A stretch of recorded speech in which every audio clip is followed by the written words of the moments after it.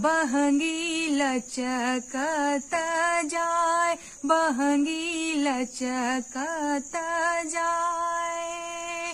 नमस्कार दोस्तों, जैसा कि आप जानते हैं कि नेहा सिंह अपने दर्शकों के लिए या अपने व्यूअर्स के लिए या यूं कहे अपने चाहने वालों के लिए बहुत सारा गाना गाई हैं और गाती रहती है। तो वैसे ही ये जो गाना अभी सुने हैं वो हम पूरा सुनाएंगे आपको, लेकिन उससे पहले हम आपको बता दें नेहा सिंह अपने फैंस के लिए हर दिन कुछ ना कुछ एक्टिविटी करती रहती है। तो अभी जो है नेहा सिंह अपने फैंस के लिए ये गाना लेकर आई है जो कि बहुत ही अच्छा लग रहा है दर्शकों को। तो हमने सोचा है कि ये गाना आपको भी सुना दे।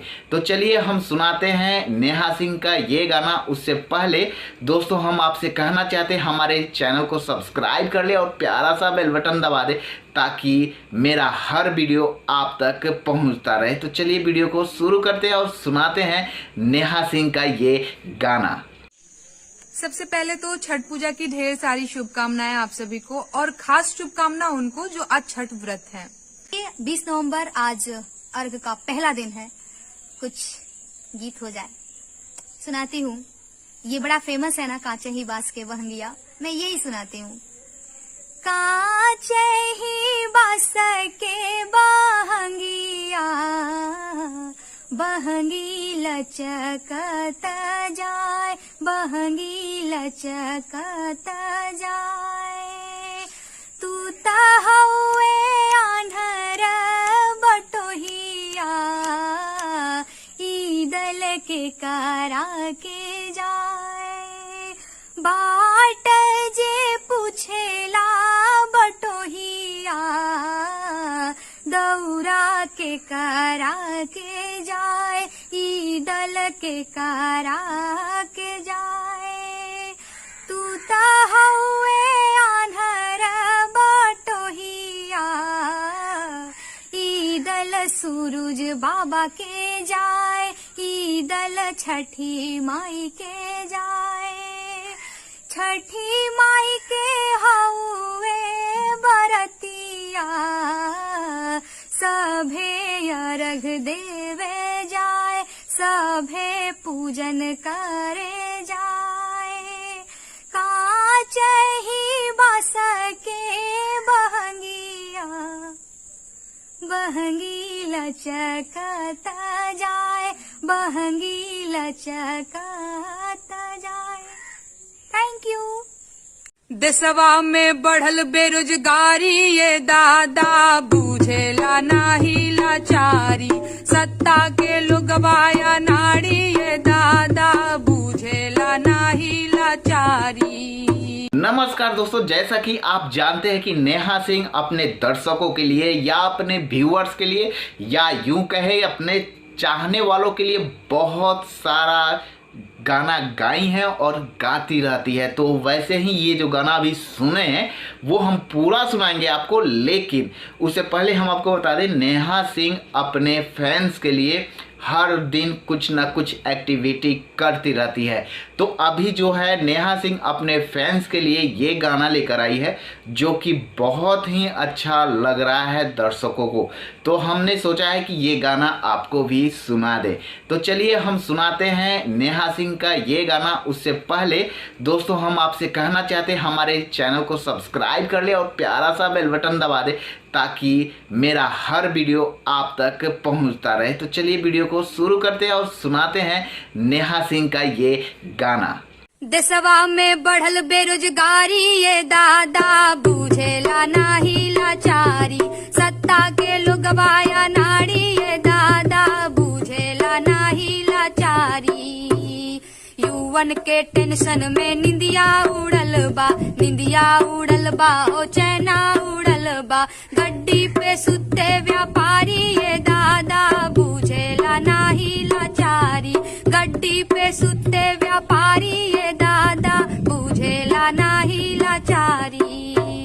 डॉक्टर इंजीनियर ना महटर ना एक्टर, पुलिस दरोगा के हूँ ना कलेक्टर।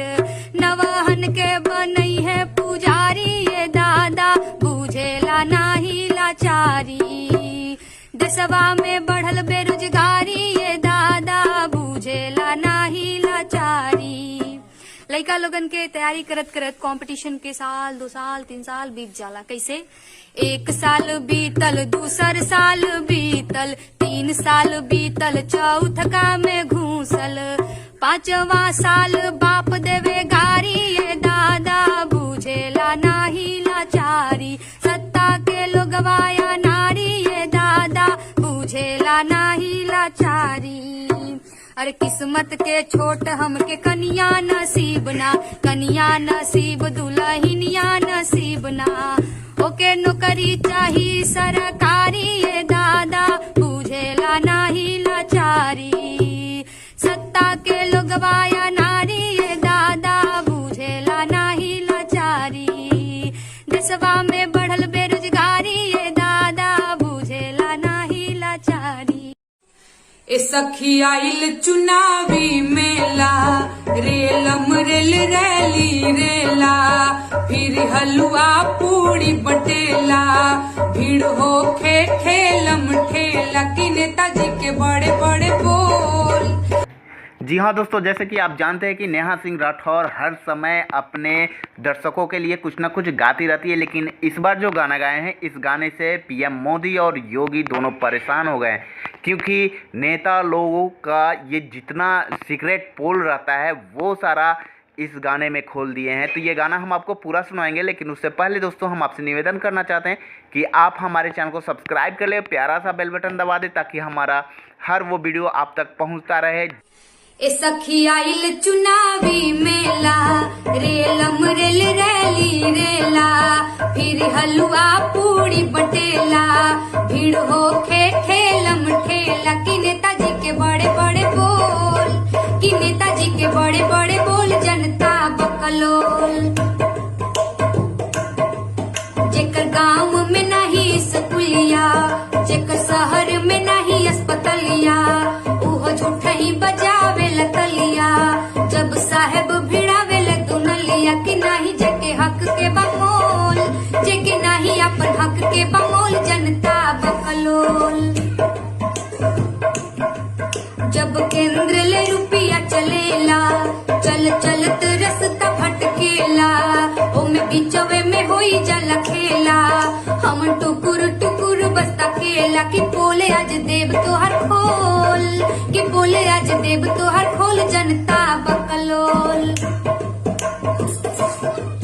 पारित होला योजना पे योजना, कहाँ योजना है राइल सखी खोजना, खाली फोटो वे खिंचावे देवे पोजना, छपी जाला अखबारवा में रोजना, मीडिया बोले ही नहीं के बोल, मीडिया बोले ही नहीं के बोल, जनता बकलोल,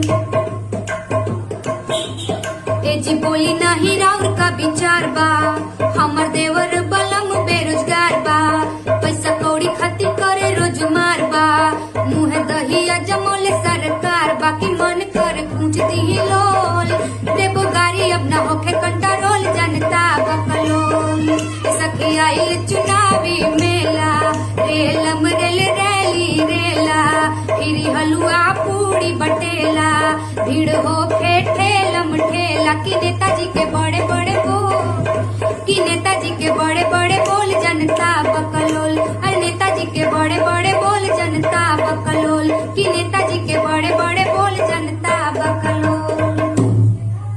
देशवा में बढ़ल बेरोजगारी, ये दादा बुझेला नाही लाचारी, सत्ता के लोगवाया नारी, ये दादा बुझेला नाही लाचारी। नमस्कार दोस्तों, जैसे कि आप जानते हैं कि नेहा सिंह राठौर हर समय समय पे गाना गाती रहती हैं, लेकिन अभी जो है वो बिहार में कुछ अलग माहौल चल रहा है। कहीं किसी की गिरफ्तारी हो रही है तो कहीं किसी के ऊपर रेड हो रहा है। तो जी हाँ दोस्तों, इसी बीच नेहा सिंह राठौर है जो ये गाना गाई हैं, जिससे आप समझ सकते हैं कि कहीं ना कहीं मनीष कश्यप के सपोर्ट में हैं और उनके सपोर्ट में ये गाना गाई हैं और सरकार पे फिर ये अपना एक जो नाकामी है वो सरकार को दिखाती हुई नज़र आ रही हैं। तो यहाँ पे आपको हम पूरा गाना सुनाएंगे, लेकिन उससे पहले दोस्तों हम आपसे निवेदन करना चाहते हैं कि आप हमारे चैनल को सब्सक्राइब कर ले, प्यारा सा बेल बटन दबा दें ताकि हम इसी तरह से उनका गाना आपको सुनाता रहें। तो चलिए शुरू करते हैं और सुनाते हैं उनका ये गाना। देशवा में बढ़ल बेरोजगारी ये दादा बुझेला नाही लाचारी, सत्ता के लोगवाया नाड़ी ये दादा बुझेला नाही लाचारी। युवन के टेंशन में निंदिया उड़ल बा ओ चैना उड़ल बा, गड्डी पे सुते व्यापारी ये दादा बुझेला नाही लाचारी, गड्डी पे सुते व्यापारी ये दादा बुझेला नाही लाचारी। डॉक्टर इंजीनियर ना महटर ना एक्टर, पुलिस दरोगा के हूँ ना कलेक्टर, नवहन के बनई है पुजारी ये दादा बुझेला नाही लाचारी। देशवा में बढ़ल बेरोजगारी ये दादा बुझेला नाही लाचारी। लड़का लोगन के तैयारी करत करत कंपटीशन के साल 2 साल 3 साल बीत जाला। कैसे? 1 साल बीतल, दूसर साल बीतल, 3 साल बीतल, चौथका में घूसल, 5वां साल बाप देवे गारी ये दादा बुझेला नाही लाचारी। सत्ता के लोगवाया नारी ये दादा बुझेला नाही लाचारी। अरे किस्मत के छोट हमके कनिया नसीब ना, कनिया नसीब दुल्हनिया नसीब ना, ओके नौकरी चाही सरकारी ये दादा बुझेला नाही लाचारी। सत्ता के लोगवाया नारी ये दादा बुझेला नाही लाचारी। देशवा में बढ़ल बेरोजगारी ये दादा बुझेला नाही लाचारी।